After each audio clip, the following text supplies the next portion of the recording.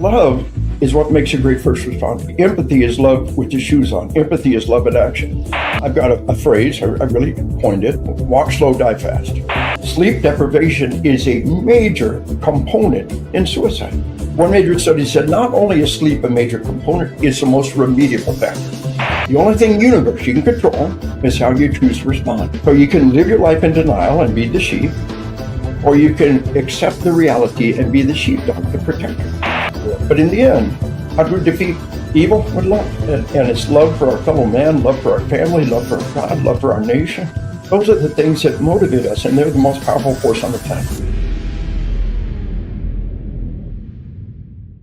Welcome to Responder Resilience, along with Bonnie Rumley, LCSW EMT, and Dr. Stacy Raymond. I'm David Dashinger. Today's episode, we're going to be speaking with Lieutenant Colonel Dave Grossman. He's a former Army Ranger, an expert on the psychology of combat and resilience, known for his insights on mental toughness and trauma in high-stress situations. He helps first responders and military personnel navigate the challenges they face. From survivor guilt to the impact of sleep on decision-making, and that's a huge one. This conversation is sure to be enlightening and impactful. We invite you to like and subscribe: YouTube, Responder Resilience; Facebook, Responder TV; LinkedIn, Apple Podcasts, Spotify, and go to our website, respondertv.com, for past episodes and guest information. This episode is made possible by the First Responder Center for Excellence. Discover more at firstrespondercenter.org and connect with us on X, Facebook, LinkedIn, Instagram, and YouTube. Our resource partner, FightCamp, is offering an exclusive deal for viewers of Responder Resilience. For a limited time, you can get an amazing free package valued at $238, which includes punch trackers, quick wraps, and a free 45-day membership trial.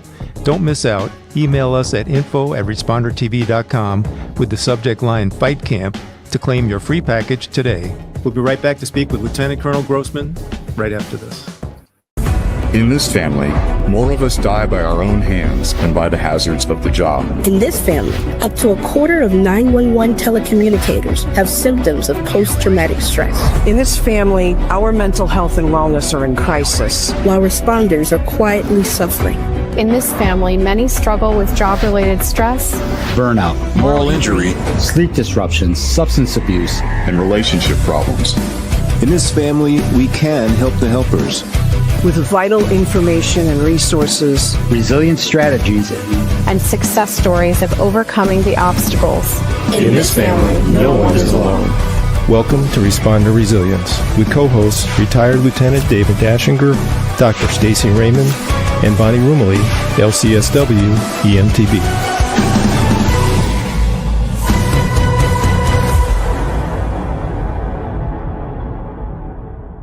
So we're pleased to introduce a true patriot, a well-respected author, public speaker, and trainer who's a former U.S. Army Ranger, a paratrooper, and West Point psychology professor. He's got a black belt in Hojitsu, the martial art of the firearm, and he's been inducted into the USA Martial Arts Hall of Fame. For the last 25 plus years, Lieutenant Colonel Dave Grossman has been a leading voice for military and law enforcement men and women across this country. And he shared his Bulletproof Mind presentation, which provides tools to enable mental resiliency. Today, Colonel Grossman is the director of Grossman on Truth, LLC, and he's written for many leading law enforcement journals. He's been inducted as a life diplomat by the American Board of Certification in Homeland Security, and he's a life member of the American College of Forensic Examiners Institute. Lieutenant Colonel Dave Grossman, warm welcome to Responder Resilience. Well, thank you, David. Whoever that guy is you talk about needs to go get a life. Hey? That's funny. It's been a great ride. I'm 68 years old. I've been on the road for the last 26 odd years, and my parents do it for another 20 years. And we can talk about that, why that is. Why do we stay in the fight? I'm 68, still at the top of my game, and I want to stay in the fight. And I start all my presentations with the Pledge of Allegiance. And then I ask them, what were the last three words you just said? Justice for all, justice for all. And I said, that's why we're here. That's what every one of us represents. Is your society says we don't want you to die in a fire. We don't want you to die from a heart attack. We don't want you to die from this attacker. That's justice for all. That's who we are. It's what we do. And they're receptive to that. The first step in resiliency, as I teach it, is motivation. To know that your sacrifice is for a noble and worthy purpose. And when you start the first responder business, you've accepted a life of sacrifice. You're never going to be filthy, stinking American dream rich as a first responder, at least not legally. You're never going to be a famous celebrity as a responder, at least not in a good way. You have chosen a life of sacrifice, and you must believe your sacrifice for a noble and worthy purpose. And folks, it's bad out there. It's crazy bad. Medical technology is holding down the murder rate. You and the good people you've done and trained, they're saving lives every day that a decade or 20 years ago would not have been saved. Sure. So when you save the life of a murder victim, you prevented a murder. So year after year, we have the murder rate. Oh, look, the murder rate's down.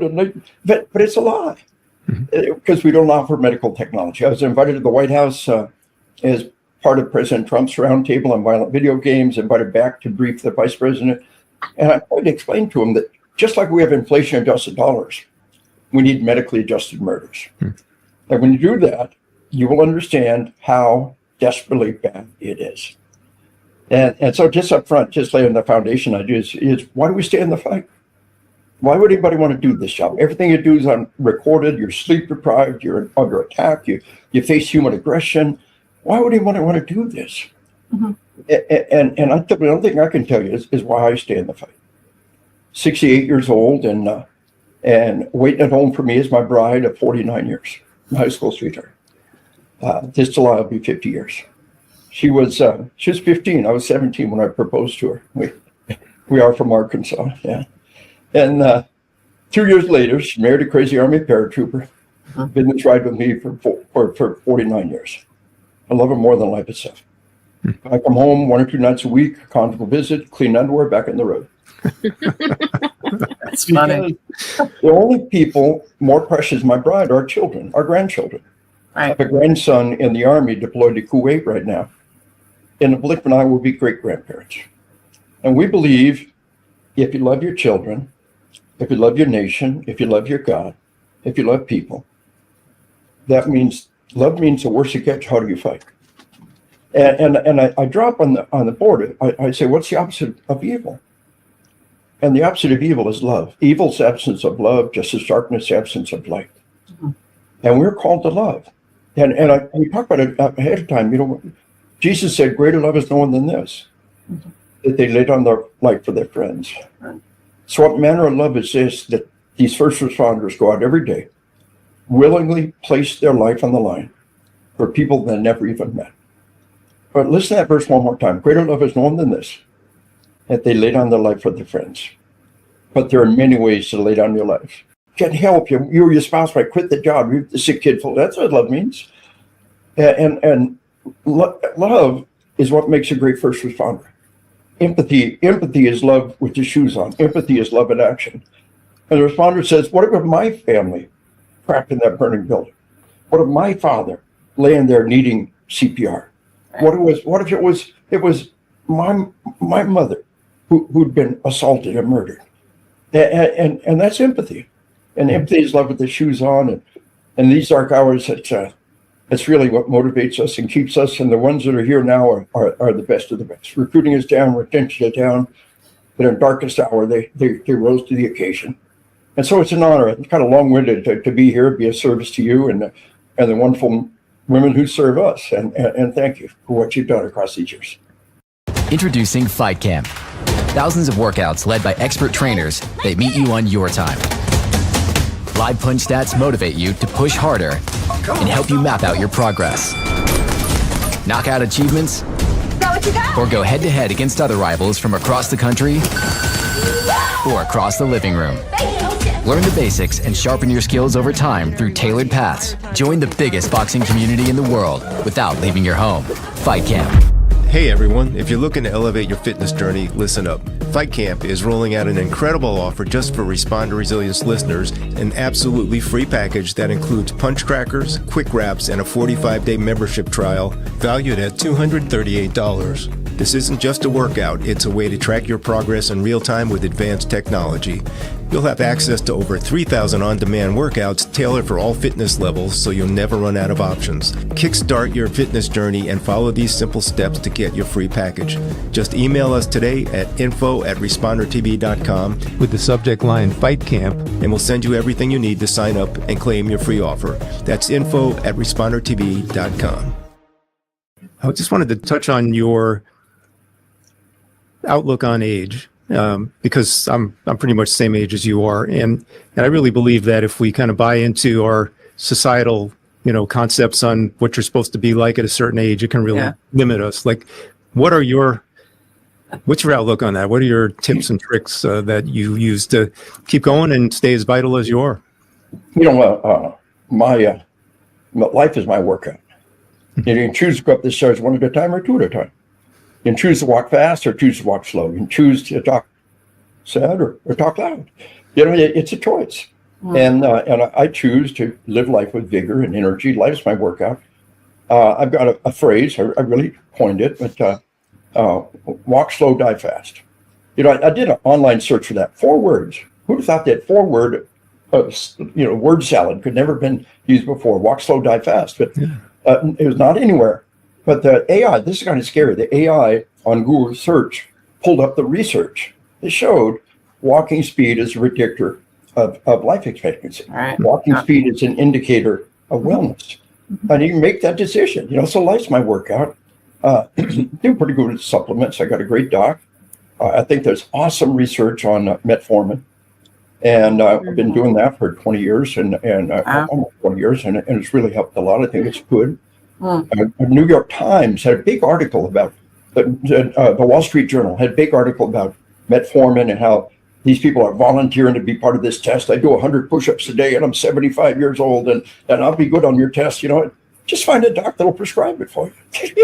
When people say why, I say weight control. And but the data is overwhelming on that. And so there are quite a few supplements out there that we can tap into. But it really, for me, wraps around my faith.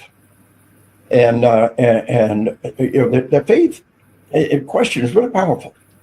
So it's a foundation I try to cover in the first 15 minutes. So every responder has got to ask the same question. Your job is to go to the most horrible thing that happens every day. Just choose the worst thing out there, and it's your job to go there every day. And you cannot help but ask, how could a loving God allow these terrible things to happen? Well, that's a really, really important question. We got to answer that question. One of the most important things of all. What I tell them, this is not about religion. I've got 3 books. I got On Spiritual Combat, which has really touched a lot of lives. A sequel on spiritual warfare. We've got Bulletproof Marriage. We're writing a Christian Book Award finalist. Co-author and I writing a book right now on the Bulletproof Family. But this is not about religion. It's an existential question every human being asks. How could a loving God allow these terrible things to happen? And the answer is really, really important. It's the foundation of wellness. We are not, every faith would tell you, we are not God's puppets. A loving Father wouldn't hang over you every minute of every day, protecting you for every bad thing that happens. In the end, we're all going to die physically. Does that mean God failed? No. And the answer is very simple. God loves us enough to let us make our own decisions. You ever heard the phrase, if you love something, let it go. If you come back in 2 years. That's how much God loves us. He loves us enough to let us make our own decision. And that means a lot of people make really bad decisions. True. And you say, God, why don't you do something? He said, I did. I sent you. And it's so important to understand that we're not God's puppets. If you love something, let it go. If it comes back at yours. That's how much God loves us. And so faith is one of the pillars of resiliency around the world. Every nation, every group that deals with resiliency, we use faith in as part of that component. And so I get up every morning and have a dose of vitamin J, Jesus, and pick up and roll on. I love it. And I've never heard that before. Sir, I want to ask you a question then about faith. If you look at the switch that the public has made toward not supporting police, defunding police, especially since like the George Floyd murder. And now you have, it's very hard to recruit good police officers, and you speak about faith and realizing that it's out of love that you're, going into do your line of duty. And look at the suicide rate, among police, right? I mean, last year was the first year since 2016 that line of duty deaths for police outnumbered suicides, finally, last year, 2024. Can you speak to how do those that are called to become police officers in this milieu that they're facing, how do they step up? How do they feel good about their work? Yeah. Well, what I try to do is first lay that foundation. Justice for all. That's why we're here, is what we do. And the opposite of evil is love. And how do we fight violence? How do we fight crime? With love, empathy. And the fact that God lets people pick their own decisions, bad things happen. But the next step in resiliency is to provide a leadership foundation for what they do. It's really existential. It's almost like religious. But it was called the FBI called it the Ferguson effect. And on the 2 years during and following the Ferguson incident, we had right around 13% increase in homicides both years. There's 12% stacked on top of that. And it's straightforward, the Ferguson effect, the way that the media portrayed law enforcement, the leadership that was willing to condemn our first, throw our first responders under the bus. And then everything changed. With the last one, recruiting is down, retention is down, but January was the best recruiting month the U.S. Army's had in 15 years. And January had the least number of cops murdered in the line of duty in over 10 years. Now remember, the number of dead cops is not overall representative of the problem because medical technology holding it down, body armor holds it down. The number of dead cops completely underreps the situation. But worst of all, in 2020, I usually put a chart up on the wall, and it's pretty important. In 2020, we've never seen more than a 12, 13% annual increase in homicides. And then we had 2 years of the Ferguson effect, in spite of medical technology. But then 2020, homicides jumped 20% in 1 year. We've never seen anything remotely like it. It's worse than 9/11. One of the graphs shows that it's a Pew report and it shows 9/11. Big spike comes down the next year. But 2020, a bigger spike, bigger than 9/11. And then went up another 4% the next year. It's trickled down since then. But I was in the Army when Ronald Reagan became president. And the Army was broken. If you lived in the barracks and didn't want to do drugs, you had to fight. And the druggies ran the barracks, and we couldn't get rid of bad apples. And we were told that you're an instrument of social mobility. And these people have been socially deprived, and it's your job to fix them. You don't get to kick them out of the Army. And then Ronald Reagan became president. Your analysis program, expeditious discharge, and the greatest influx of people enlisting that we have seen in decades. Really, you go back too far, you're back in the draft era. So we don't really have anything to compare it to. Mm-hmm. So the Ronald Reagan effect was one of the most stunning things I've ever seen, whether you support the man or not. Mm-hmm. Enlistments exploded. People called to duty to their nation exploded. Mm-hmm. And I work with our nation's largest fire department on a pretty steady basis. And they tell me in the last couple of months, it's just like we turned a page. We're headed in a different direction. And it's this idea that the criminals are the good guys and cops are the bad guys. The theory is life splits up into two parts, the oppressor and the oppressed. Now, that has value, but it can't be taken too far because the message they're given now is the first responder is their oppressor, and that's the oppressed. And the oppressor is always the good guy, and the oppressor is always the bad guy, and the oppressor deserves anything they get. And the oppressor is always a good guy.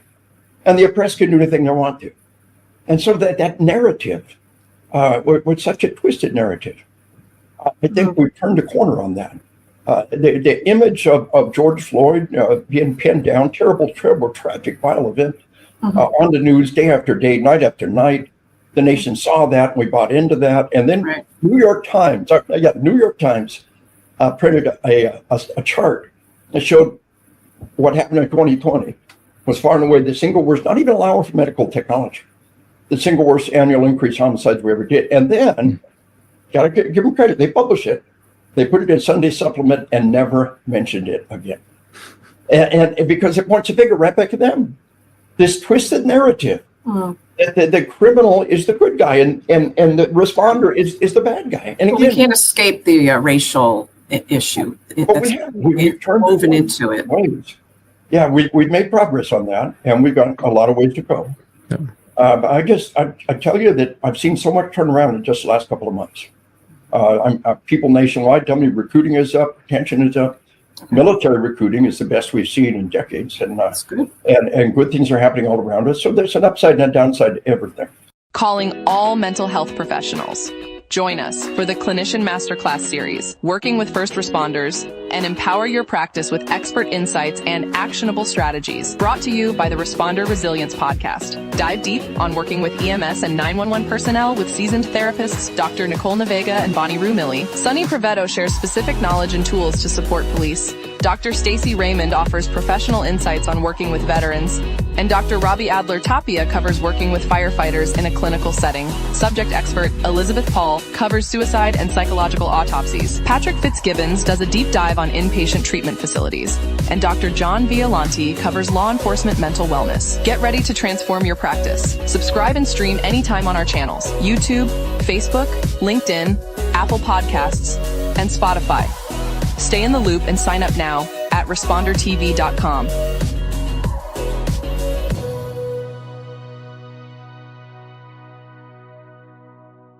Every model has to be taken carefully.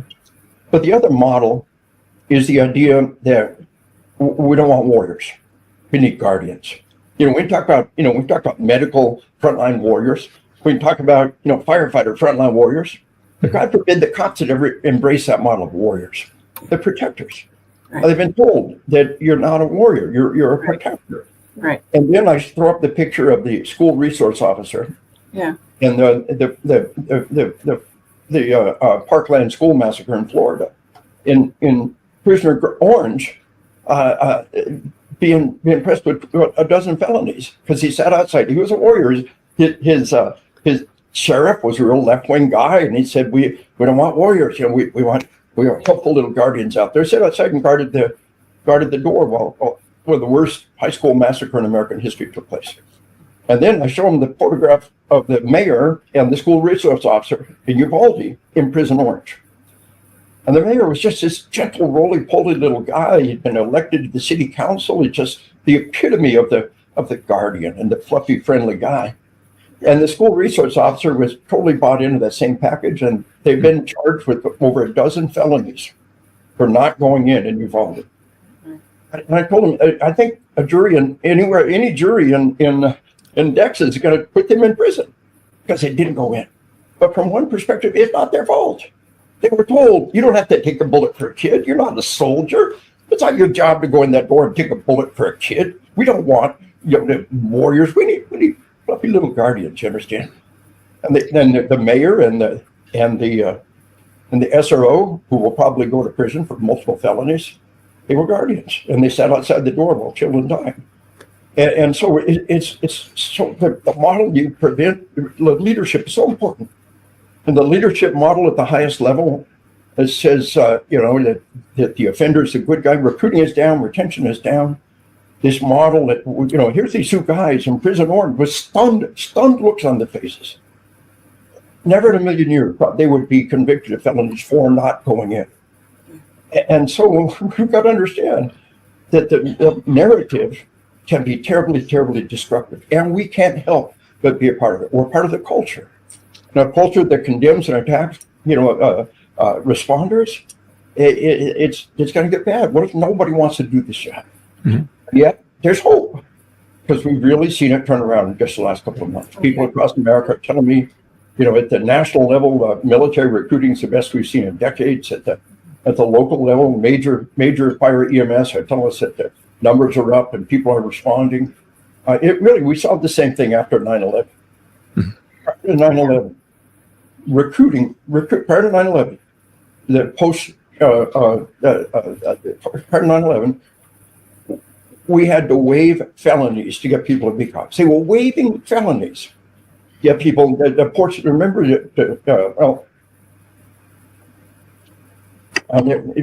they couldn't get anybody to be cops. They were waiving felonies, and then we had the Rampart scandal in LAPD, Rampart's division, terrible criminal behavior, and executive summary, page 1, number 1, Rampart scandal. We probably shouldn't have hired a cop with a felony record, But the thing before, and we came out the other end. It looks like coming out the other end again, and we should have faith in our way of life. And Churchill said democracy is the worst form of government, except for all the others. It's the least worst form, and it's all about balance. We need to be warriors. We need to be guardians. We need to understand that these people are oppressed and these people are the oppressors, and we understand all of this. There's great room for all of that. But in the end, how do we defeat evil? With love. And it's love for our fellow man, love for our family, love for our God, love for our nation. Those are the things that motivate us, and they're the most powerful force on the planet. And so anyway, if that makes sense to you, it would be kind of my foundation response of how it's all fitting together for us. Right. Thank you. Colonel, you're touching on a lot of many different complicated issues that do impact our first responders every day. And Stacy and I see it in our offices, just the stress that they're carrying from all of these situations. And so I'm glad that you brought it up. It's really important for us to look at that. I wanted to segue a little bit into a presentation that you give, which is called Bulletproof Mind, Resiliency. Yeah. Can you talk a little bit about that presentation and what some of your main points are there? The first step in resilience is motivation. To know that you're sacrificed for noble and worthy purpose. How bad it is, how much people need what you have to give. And motivation is love. No more powerful force on the planet. And then second, we roll into kind of the little bit of the faith part of the equation. A loving God allowed these terrible things to happen. No, we allow these things to happen. And he's given us the choice to make the choice. We cover the foundation up front to recognize how bad it is and that your sacrifice is for a noble and worthy purpose. We include the faith component fairly briefly. Then we roll into understanding some of the background dynamics in our culture, the video games, the movies. Prior to the early 1960s, Hollywood, television, movies, Hollywood operated by code. And the code said, we know the stories we tell have an impact on our society. And we know we have a responsibility to tell stories that have a positive impact. A lot of the code can be said in 3 words. Crime doesn't pay. Criminals must not be depicted in a positive manner. Positive manner, yeah. Law enforcement must not be depicted in a negative manner. Right. And they knew their stories had an impact. In the early 1960s, they threw the code away. They said there's nothing wrong with saying cops are evil and criminals are good. And the dynamic completely changed. Right. And they say our stories have no impact, no responsibility, and yet a 30-second commercial is worth vast amounts of money because it changes behavior. And so this dynamic of evil, I thought one of the worst movies ever done, I think, was Training Day with Denzel Washington. A universally beloved and respected black actor plays a corrupt, violent cop. And the thing to understand is when you're 2, 3, 4, 5, 6 years old, it's real. We've all had dreams in real life kind of jumbled up. Kids, dreams in real life and television, movies and video, they're all real. Yeah. And they process them like it really happened to them. Right. And they know cops are evil. Denzel's a bad cop. All cops are bad. Denzel's a bad cop. Yeah. And so this dynamic, how the video game empowers violence. My book on killing has been out since 1995. We talk about how the military couldn't get people to pull the trigger and how we created simulators that made killing a conditioned response and to adults in a safeguard of discipline. We made killing a conditioned response. And by the way, And video games do the exact same thing for our kids. And so we talk a little bit about that dynamic of what's going on. We talk about the external threat, the terrorist attack, and what's coming down the road. But then we roll into the sheepdog model. And it's really, I actually hold the U.S. government trademark for the term sheepdog as a protector. It came out of my book, On Combat.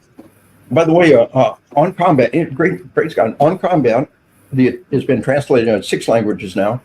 The Ukrainian translation last year won a Book of the Year award. And in May and June of last year, I was in Ukraine training the troops, 67 years old at the time. My 66-year-old wife sends me off to the war zone for summer vacation.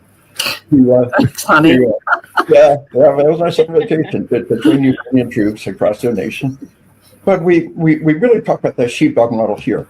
And then we rolled it into faith about sheepdogs under the authority of the great shepherd. And the thing of it is that we're not critters. We can be whatever we want to be. And wolves are not really bad, and they're part of this nature, and not all dogs are good, and dogs can't always save the day. And sheep are born that way, and that's all they're going to be. But people are different. We be whatever we want to be. And we can choose to be the sheepdog. And here's a dynamic on that. I talk about how we study people who do not get PTSD, called post-traumatic growth. Yeah. And one great example is a man named Viktor Frankl, who wrote a very important book about his experience in a Nazi death camp. And he did not have PTSD. And it was just the epitome of human evil, people being murdered around, a human skeleton, malnourished. And he said, I realized the only thing the universe, those Nazi bastards couldn't control, is how I choose to respond. Mm-hmm. The only thing in the universe you can control is how you choose to respond. But you can live your life in denial and be the sheep, or you can accept the reality and be the sheepdog, the protector. And there is no ultimate sheepdog, no ultimate sheep. They're just people up and down the scale. And our message come further up that scale. The strip away denial. Denial kills us twice. Denial kills us once physically, because we don't have the tools and we don't have the skills, and we died. Denial kills us twice psychologically, because even if you survive, you live the rest of your life in hell and the simple things you could and should have done. Preparation is the sheepdog. Preparation saves you twice. Preparation saves you once physically. You're triumphant. The training and skills were there.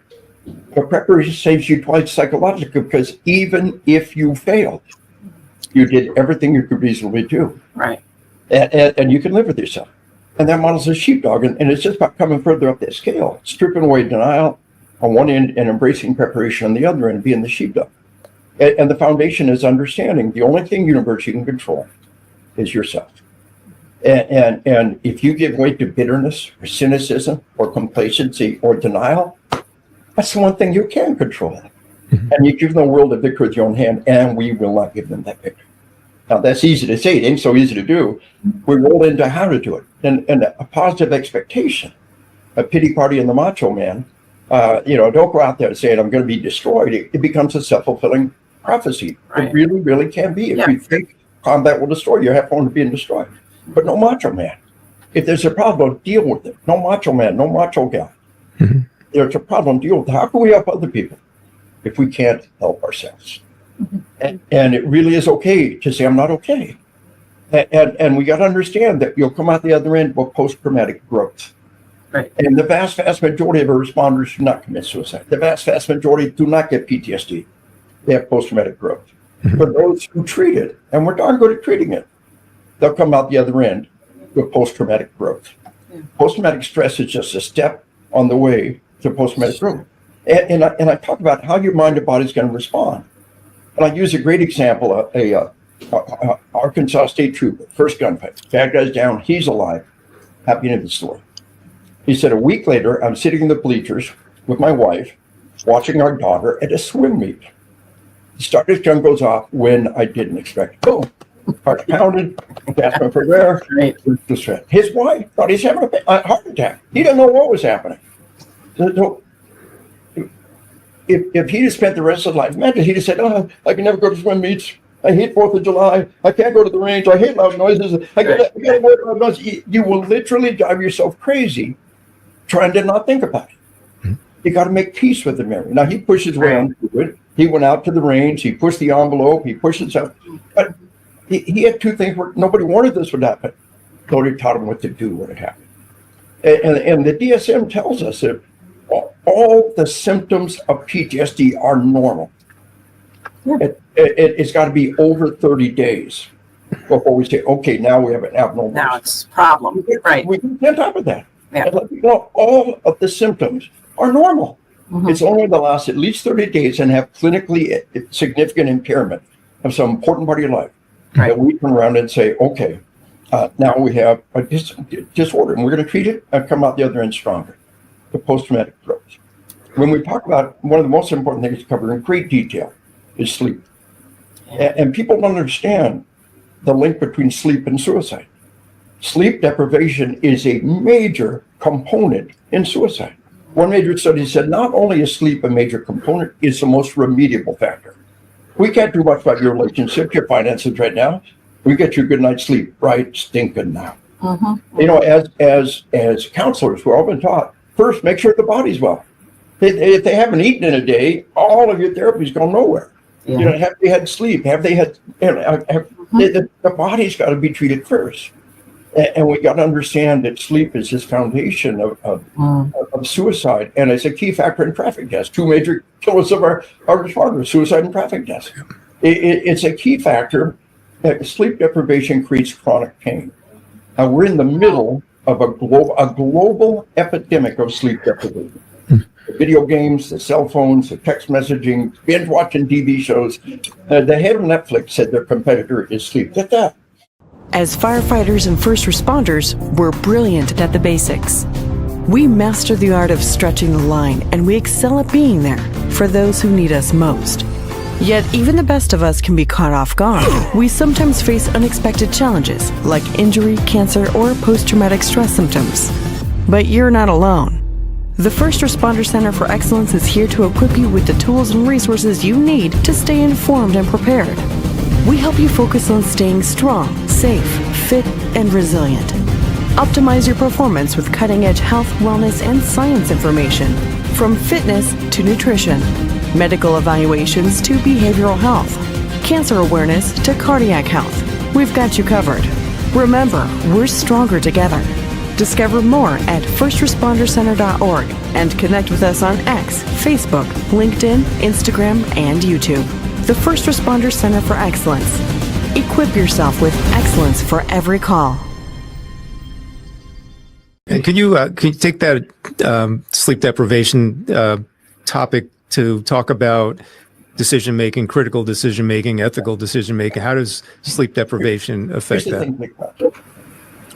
Being sleep deprived is just like being drunk. You know, after 24 hours without sleep, you're the equivalent of 0.10 blood alcohol level. It impairs your judgment. When you're sleep deprived, you do things and say things you will regret for the rest of your life. Now, I asked my cops. I trained American Sheriff's Association and State Chiefs Association. Look, if a cop showed up roll call drunk, you'd kick his ass. If he showed up sleep deprived, he's just like being drunk. We don't care how bad it is. He's drunk. Put him on the streets anyway. You don't do that. Oh, it's risky. I know he's sleep deprived, but put him out there anyway. But tell people that being sleep deprived is just like being drunk. And look, it's better to have no cop than have a bad cop. But bad things happen. No cops there. Happens all the time. Bad things happen, and a cop makes a stupid decision. It's caught on camera. And our entire civilization pays the price for it. So sleep deprivation is the one component, the most important component, the most remediable factor in wellness. And it causes chronic pain, and it's a factor in the global epidemic of opiate deaths. Fentanyl's an opiate. Fentanyl kills 60, 70, 80,000 people a year. We lost less than 60,000 in the whole Vietnam War. We lose more than that every year to fentanyl. And that's just one of the opiates that's killing people out there. Why opiates? Well, sleep deprivation creates chronic pain. And Doc, I heard all the time, give me a pill to fix. You don't need a pill, you need more sleep. You got to make sure it's quality sleep. And so this sleep dynamic of, if there's just a couple things, I trained a state, it was East Texas School Safety Conference, all the school safety people across a good chunk of Texas. And I told them, we're going to talk about how to keep your school safe from violence. But I'm betting none of you had a murder among your student body. I bet you had suicides. I bet you had traffic deaths.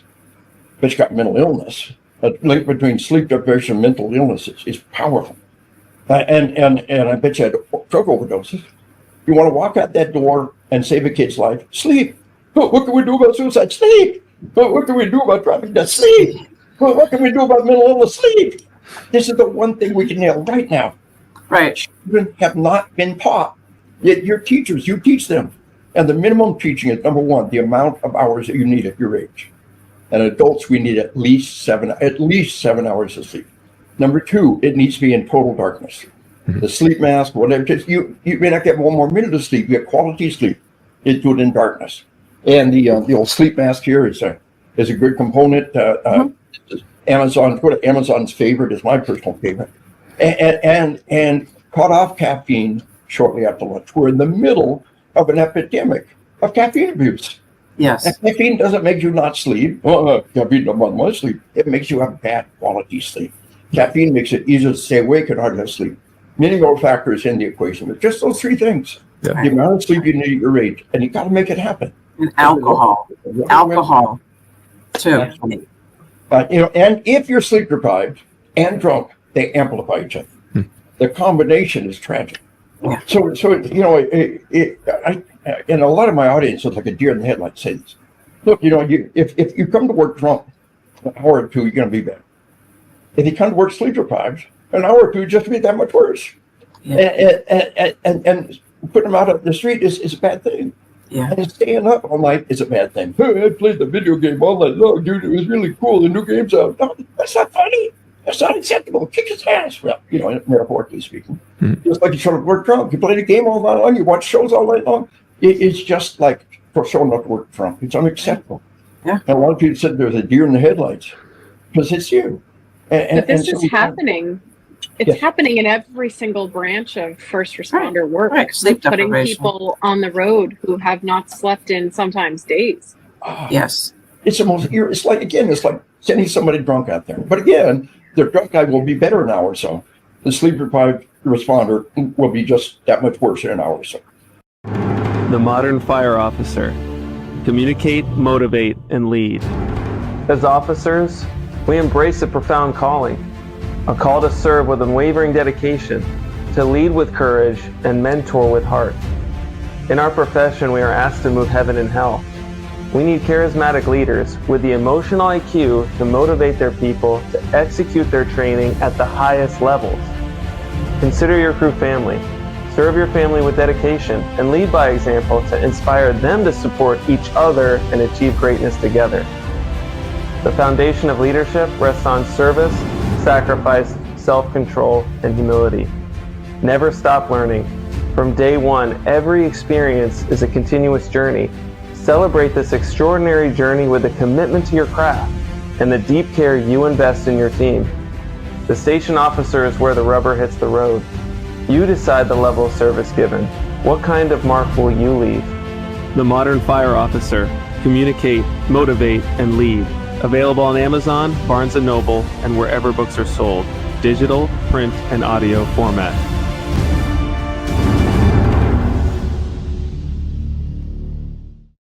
One of the things we've got, NYPD, I trained the postal police in New York City, and we had a fair number of NYPD officers able to come in.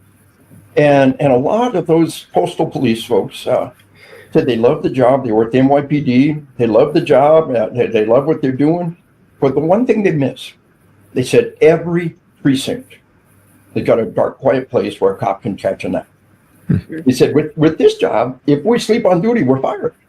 But NYPD recognizes overtime and demands, and you go take a 1 hour nap or and get back out there.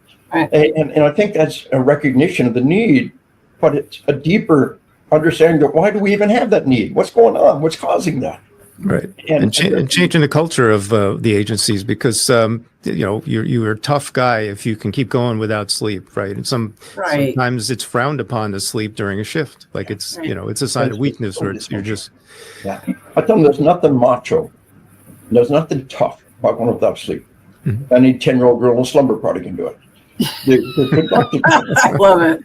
The professional thing is to manage your sleep like you manage your money, and that's the key. And so it's a great area to make the greatest difference. Let me show you one other thing, though. It kind of in the time remaining, because I talk about staying in the zone. We've got condition black, which is total sympathetic nervous system arousal. Mm-hmm. We've got condition white, which is total unpreparedness.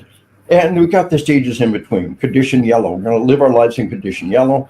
Pop to red, come on down again. If you're in condition white, bad things happen, boom, go straight to panic zone. Do not pass code, do not click $200. So I tell them, to paraphrase Viktor Frankl, life is a big game. If you lose your temper, you lose the game. All of our responders understand that. I teach this in the military. Some military, I had a colonel who was just so offended. He kicked off. I tell him, look, controlling our mind and body is what makes us human. Mm-hmm. The autonomic nervous system, sympathetic, parasympathetic. I said, the first thing we learn is not to crap ourselves. That's an amazing achievement. You ever potty train a kid, house train a dog? Learning to control that. It's autonomic for anybody else that don't control it. But we learn to control that. And we got to control our temper. If you lose your temper, you lose the game. Yeah. And that's easy to say, but first step is understand it's not right. There is never a good time. There's never an appropriate time to crap yourself. And there's never an appropriate time to lose your temper. Mm-hmm. Like I said, that's easy to say and so easy to do, but the first step is realize it's not right. Yeah. But what I tell people, kind of a quick little nugget, is one of the ways to pull you from sympathetic to parasympathetic, to fight or flight, or feed and breathe. Also rest and digest, right? And one way is a big swig of water. Mm-hmm. Right. Now, we're all fans of EMDR here, but an intermediate step before the EMDR is to take that big swig of water. Yeah. And sympathetic nervous system kicking off, fight or flight hormones are charging, big swig of water. That water says, we're safe. Yeah, taking a big swig, deer's being chased by wolves. So I'm going to drink. I can't drink. I'm being chased by wolves.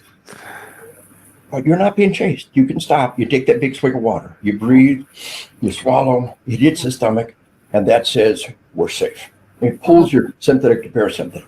You begin the process of separation. But there's another model, and that's food. I trained a major spec ops unit, and the master sergeant was my host. His wife is an emergency room psychiatrist. She had something sweeping through the ER around the planet. You got somebody tearing up your ER, who knows, meth head, whatever. He said, you grab a bag of M&Ms, you rip it open, you shove it in your face. Would you like some M&Ms? The guy said, I blew it off. Yeah, right, touchy-feely, M&Ms, right. This is spec ops guy, carry the gun off duty kind of guy you want to. He said 2 different times, I'm off duty with my wife. I think we're going to have to draw my gun and fight for our lives. Both times, my wife reaches in her purse, grabs a bag of M&Ms, rips it over, tells the guy's face, would you like some M&Ms? And completely diffuse the situation. Right. He said, it's still going to have plan B back here. That's one thing where a pretty girl does it. But there's value in that. And so I tell people this. Somebody gives you the finger. You can't control what they do. What's the only thing the universe can control is how you choose to respond. Okay. And so I have a little baggie full of it. I like Tootsie Rolls. They're individually wrapped. They stay clean. Right. They're good in the heat. They're good in the cold. They remind me of Halloween candy. They're easy to throw into the other guy's car window too, right? Right. Yeah. If you look at what you're appealing to is you're offering something, right, that is to sustain them, right? I mean, it's a Tootsie Roll it's not good for you, but that's not the point. You're really communicating with their limbic system. Yes. Their survival brain. Somebody gives a finger. They're offering me. It's just like approaching someone, like this, as opposed to like this, right? Yeah. It's there's that unconscious reading of the autonomic nervous system. Offering. Yeah, we work in the autonomic nervous system. Yes. So one of the things to understand then is a cop sent me an email. Oh, no, I'm sorry. He said at a conference. He said, Dave, I was eating too many Tootsie Rolls. He said it wasn't healthy. It wasn't good. And so I switched to Smarties. He said, this is my little chill pill.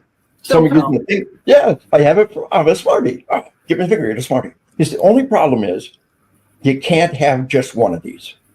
You got to have more. So I drive around smiling and waving until someone gives the finger. Oh, I get another Smartie. And that's actual cognitive behavioral therapy. Right. By your thoughts and your actions, you turn what they meant to hurt you into a positive. Sure. And so that's just one little nugget to be able to do. Yeah. And you talk about offering it to them. A cop and his partner came up to me during a presentation. He said, this story is so wild. I'm bringing my partner to verify the story. He said, we got a naked guy in the front yard, screaming and throwing things. Naked guys usually mean something's wrong. Often excited delirium. They're metabolizing things and at high rates, their temperature is up, they're not rational. So the parents on the porch, don't shoot our kid, don't shoot our kid. They're looking, what can I do? The cop said, I happen to have a Snickers bar in my hand. Yeah. What the hell? I walked, hey buddy, you want a Snickers bar? Huh? You want a Snickers bar? Huh? Pull right in. Would you like a Snickers bar? Yeah. Follow me up to your room, I'll give it to you. Let him out of the room, gave a Snickers bar, walked away. Was it excited delirium? Would it work again? But it's the same thing you talked about. Right. It's the very offering of food. Right. I'm friendly. I'm not the enemy. Yeah. I feed you. Yes. Yeah. So well, they're stuck in fight mode, and in that moment, people we talk about fight or flight, and the most common term for parasympathetic is feed and breathe. Rest and digest or feed and breathe. The 4 F's: fight, flight, feed, and breathe. The 4 F's. Yeah, and, I love that. And I tell them, after a traumatic event, the body can be dumping hormones for reproduction.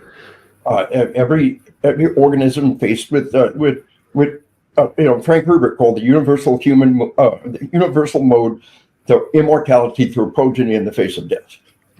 Those hormones are kicking, and there's a life and death event. As a responder, you go home, and both you and your partner have very intense sex, and there's nothing wrong with that. And there's not a lot of perks with this game. So if it happens, you're not weird. There's nothing wrong with you. It's normal. Off duty. Wait until you're off duty. So many cops are blindsided. This physiological, so many first responders get in trouble for having sex on duty.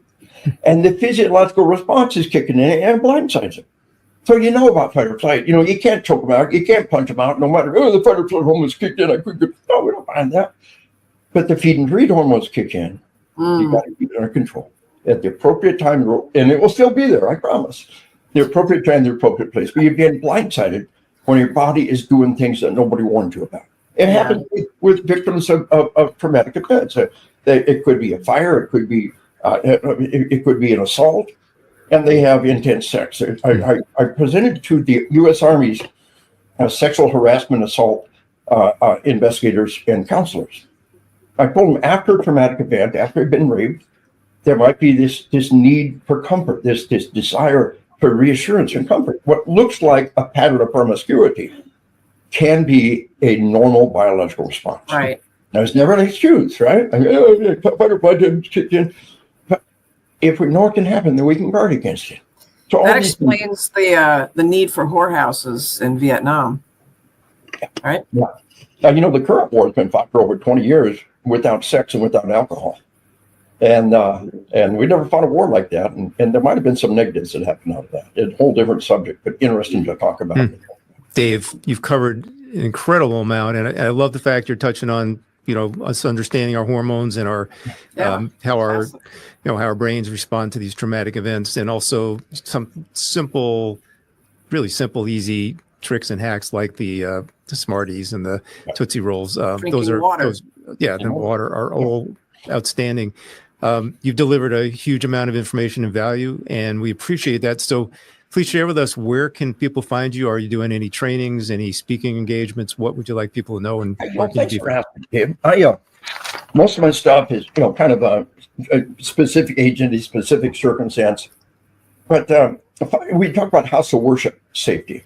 And we lose more people in faith-based property than schools every year. significantly more than attacks on churches. So before 9 people murdered in ME Church in South Carolina, before 26 people murdered in a church in Texas, we were teaching church safety and house of worship safety. And it is business safety, it is life safety, it's all this stuff together.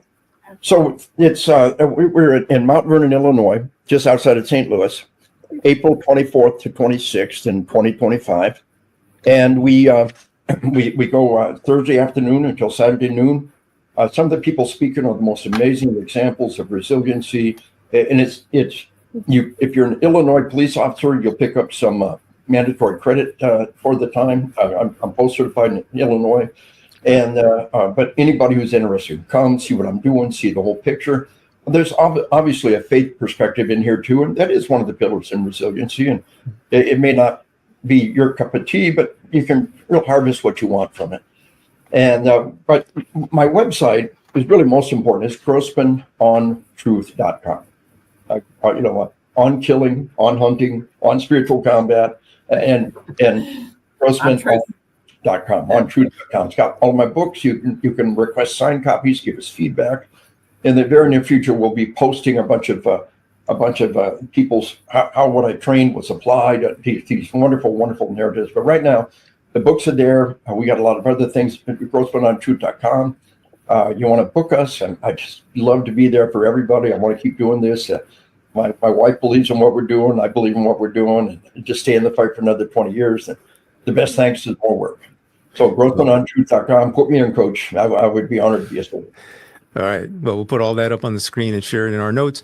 Thank you again, Bonnie. Stacy, any final thoughts?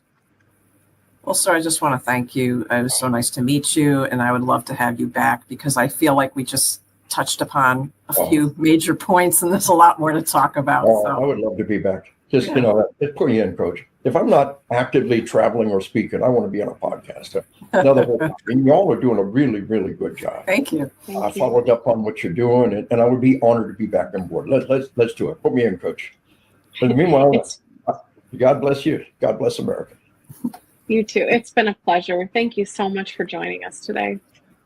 You guys said it the best. We appreciate you, and keep doing all this great work. Keep going strong. Don't let those numbers of age slow us down. Right? It's just a number. Amen. Amen. All right.